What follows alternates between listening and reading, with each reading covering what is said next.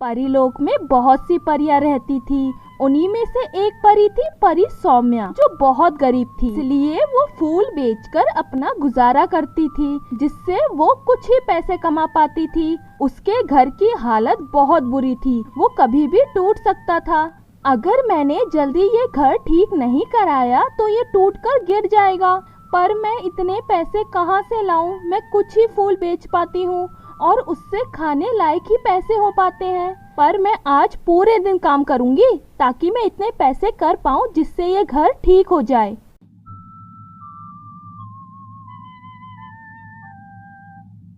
देखिए मेरे पास कितने सुंदर सुंदर फूल हैं, आप कुछ फूल ले लीजिए। सौम्या, हम वैसे भी तुमसे फूल लेते हैं जो हमारे कोई काम के नहीं होते। हम इतने फूलों का क्या करेंगे? हमें नहीं चाहिए, तुम कहीं और जाओ। देखिए मुझे अपना घर ठीक करवाना है, आप कुछ फूल लेकर मेरी कुछ मदद कर दीजिए, वरना मेरा घर टूट जाएगा। हमें अगर जरूरत होगी तो हम खुद तुमसे ये फूल ले लेंगे। तुम क्यों जबरदस्ती हमें ये फूल बेच रही हो? हमें नहीं चाहिए, तुम जाओ यहाँ से। आज सौम्या के फूल नहीं बिक रहे थे, पर वो हार नहीं मानती। वो सब जगह जाकर फूल बेचती है। क्या आपको कुछ फूल चाहिए? देखिए मेरे पास कितने सुंदर सुंदर फूल हैं। ये बहुत ताज़े हैं और इनकी खुशबू बहुत अच्छी है। नहीं, हमने कल ही तो तुमसे इतने फूल लिए हैं। हम रोज रोज तुमसे फूल कैसे लेंगे? हमारे पास इतने पैसे नहीं है, तुम कहीं और जाकर फूल बेचो। देखिए ऐसा मत कहिए, मुझे आज पैसों की बहुत जरूरत है। मुझे मेरे घर की मरम्मत करानी है, वरना वो टूट जाएगा, फिर मैं कहाँ रहूंगी।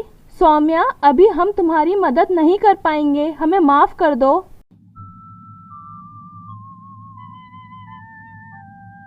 सौम्या फूल ना बिकने की वजह से बहुत उदास होकर रोने लगती है। मैंने कितनी कोशिश की फूलों को बेचने की, पर आज तो मेरा एक भी फूल नहीं बिका। अब मैं घर कैसे ठीक कराऊंगी? सौम्या वहाँ बैठकर रोती रहती है और शाम हो जाती है। मुझे बहुत भूख लगी है, पर मैं क्या खाऊं? मेरे पास तो पैसे ही नहीं है। ऐसी जिंदगी का भी क्या फायदा? मुझे तो मर जाना चाहिए, मैं जीकर करूंगी भी क्या? सौम्या, ऐसा मत बोलो, तुम इतनी प्यारी हो, तुम्हें हमेशा खुश रहना चाहिए। जलपरी, तुम कौन हो और तुम मुझे कैसे जानती हो? मेरा नाम सुरीली है, मैं तुम्हें रोज देखती हूँ जब तुम परेशान होकर यहाँ रोती हो। सौम्या, तुम्हें हिम्मत नहीं हारनी चाहिए, तुम सबकी मदद करती हो, तुम्हारे साथ कभी गलत नहीं होगा। सुरीली, तुम ही बताओ मैं क्या करूँ? मैं अपनी गरीबी से बहुत परेशान हो चुकी हूँ।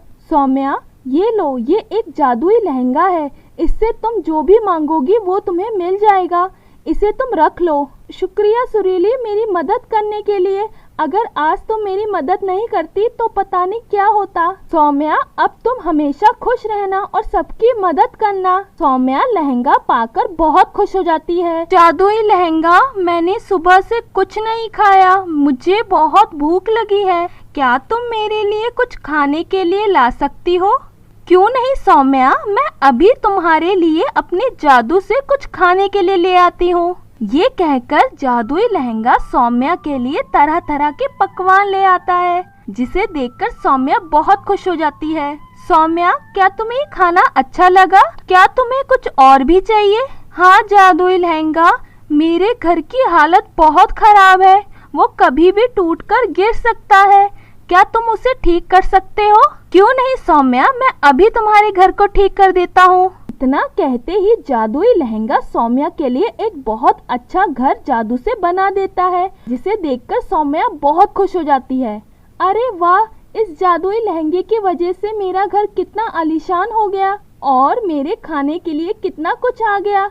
अब मुझे परेशान नहीं होना पड़ेगा। अब जादुई लहंगा सौम्या की हर परेशानी दूर करने लगा। जादुई लहंगा मिलने के बाद सौम्या बहुत खुश रहने लगी और सब उसको पसंद करने लगे। परीलोक में बहुत सारी परियां एक साथ हंसी खुशी मिलजुल कर रहती थी। वहीं एक परी थी अनन्या परी, जो बहुत दयालु थी और हमेशा सबकी मदद करती थी। हर कोई अनन्या की खूब तारीफें करता था। क्या बात है रानी परी, आपने हम परियों को यहाँ पर क्यों बुलाया है? जैसे कि आप सब जानते हैं, कल परीलोक की नई रानी परी चुनी जाएगी। तो मैं चाहती हूँ कल आप सब परियां तैयार होकर आएं, क्योंकि आप तीनों में से ही एक परी को कल परीलोक की रानी परी बनाया जाएगा और उनका विवाह मेरे बेटे राजकुमार से होगा। इसलिए मैंने आप तीनों परियों को इसके लिए चुना है। रानी परी, ये तो बहुत अच्छी बात है। हमें परीलोक की रानी बनकर बहुत खुशी होगी। हम कल तैयार होकर जरूर आएंगे, पर एक बात का ध्यान रहे, आपको मेरे द्वारा दिए गए ये खास लहंगे पहनकर ही आना है। ये लहंगे शाही हैं, इनकी बराबरी कोई भी लहंगा नहीं कर सकता। कल जो भी परी इन लहंगों में सबसे सुंदर लगेगी वही परीलोक की अगली रानी परी बनेगी। ये सब सुनकर परियां खुश होकर घर आ जाती हैं। अरे वाह, मुझे यकीन नहीं हो रहा मैं कल रानी परी बन जाऊंगी। और इन लहंगों को तो देखो, ये कितने सुंदर हैं। इन्हें पहनकर मैं एक राजकुमारी लगूंगी। तुम ज्यादा खुश मत हो, अनन्या के होते हुए तुम कभी भी रानी परी नहीं बनोगी। ये सब बहाना है। रानी परी अनन्या को ही इस परीलोक की रानी बनाएंगी। ये बात तो तुमने बिल्कुल सही कही। अनन्या की तारीफें हर कोई करता है, सब उसे बहुत पसंद करते हैं। उसके रहते हम रानी नहीं बन पाएंगे, तो हम क्या करें? ऐसे ही हाथों में हाथ रखकर बैठे रहें? तुम फिक्र मत करो, इसका उपाय मेरे पास है। हम अनन्या का वो शाही लहंगा जला देंगे, फिर वो कल यहाँ पर नहीं आ पाएगी और रानी परी को हम में से ही किसी एक परी को रानी बनाना पड़ेगा। हाँ, हम यही करेंगे। चलो अब घर चलते हैं। अब हम आज रात को मिलेंगे। रात होने पर वो परियां अनन्या का लहंगा चुरा लेती हैं। ये लो, मैं ये लहंगा ले आई हूँ, अब इसे जल्दी से जला दो। तुम्हें यहाँ आते हुए किसी ने देखा तो नहीं था? नहीं, किसी ने भी मुझे नहीं देखा। मैं बहुत होशियारी से ये लहंगा यहाँ लेकर आई हूँ। अब तुम बस इसे जला दो और किसी को भी कुछ पता नहीं चलेगा। ये कहकर वो परियां उस लहंगे को जला देती है। सुबह जब अनन्या उठती है तो उसे वो लहंगा कहीं भी नहीं दिखता, इसलिए वो परेशान हो जाती है। अरे, मेरा वो लहंगा कहाँ चला गया? कल तो मैंने उसे यहाँ संभाल कर रखा था। अब मैं क्या करूँ? उसे कहाँ ढूंढूं? लहंगे के बिना मैं राजमहल में नहीं जा सकती और समय भी निकला जा रहा है। अब मैं क्या करूँ?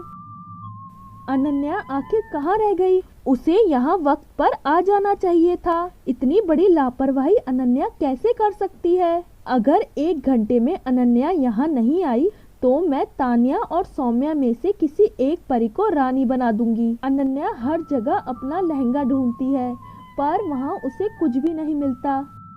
पर कुछ देर बाद उसे किसी की रोने की आवाज आती है, तो वो वहाँ जाकर देखने लगती है। तो वहाँ एक जख्मी जलपरी होती है जो रो रही थी।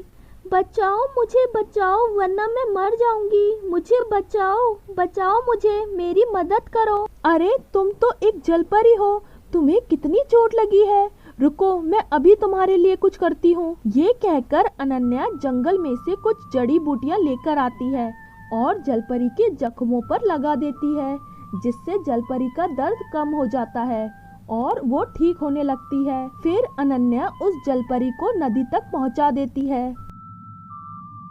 शुक्रिया मेरी मदद करने के लिए। कुछ शिकारियों ने मेरा ऐसा हाल कर दिया था। मैंने जैसे तैसे अपनी जान बचाई थी। अगर तुम समय पर वहाँ नहीं आती तो शायद मैं जिंदा नहीं रहती।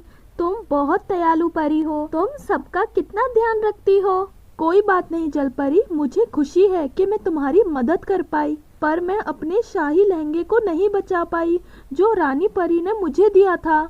ना जाने वो कहाँ गुम गया है। उसके बिना मैं राजमहल में नहीं जा सकती। अनन्या, तुम इतनी सी बात के लिए परेशान मत हो। तुम्हारी ये परेशानी मैं अभी दूर कर देती हूँ। ये कहकर वो जलपरी अनन्या का लहंगा उसे दे देती है। ये लो अनन्या, यही है ना तुम्हारा लहंगा? इस लहंगे को कुछ परियों ने मिलकर जला दिया था, पर मैं अपने जादू से इसे वापस ले आई हूँ। अनन्या, अब तुम इसे पहनकर महल में जा सकती हो। अब तुम्हें देर नहीं करनी चाहिए, वरना रानी परी उन शैतान परियों में से किसी एक को रानी बना देंगी, जो नहीं होना चाहिए। ठीक है जलपरी, और शुक्रिया मेरी मदद करने के लिए। अब मैं चलती हूँ। ये कहकर अनन्या परी रानी परी के महल में पहुँच जाती है और वहाँ पहुँचकर रानी परी को सारी बात बताती है, जिसके बाद रानी परी सौम्या और तान्या को कैद कर लेती हैं और अनन्या को रानी बना देती।